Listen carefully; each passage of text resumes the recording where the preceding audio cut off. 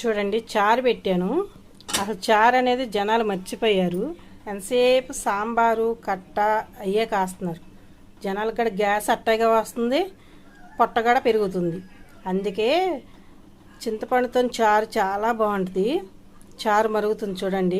తాలింపుకి ready చేశాను. ఇందులోని ఆవాలు, మెంతులు, జీలకర్ర, ఎండుమిరగాయి, ఎల్లుల్లిపాయి వేసాను.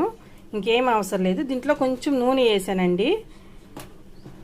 నూనె వేసుకున్నాను. తర్వాత కరివేపాకు, లేత కరివేపాకు వేద్దాం. ఎందుకంటే చాలా రుచిగా ఉంటుంది చారు. లేత కరివేపాకు వేద్దాం. ఇందులో వేసి తాలింపు వేగుతుందండి. లేత కరివేపాకు వేస్తున్నాను, దోస్తున్నాను చూడండి. టపటప పేలుతున్నాయి. తాలింపు వేగిపోయింది. చారులో కొంచెం కొత్తిమీర వేసుకుందాం. చారు దించేసా, మరిగిపోయింది. ఇప్పుడు తాలింపు వేసుకుందాం. చూడండి పొగ ఎలాగా వస్తుందో. తాలింపు వేసి మూత పెట్టండి, తీద్దాము ఎలాగుందో. చూడండి చారు ఎంత బాగుందో.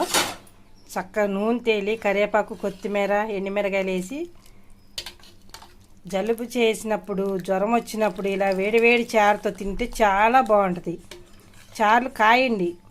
చారులు కాయడమే మానేశారు జనాలు.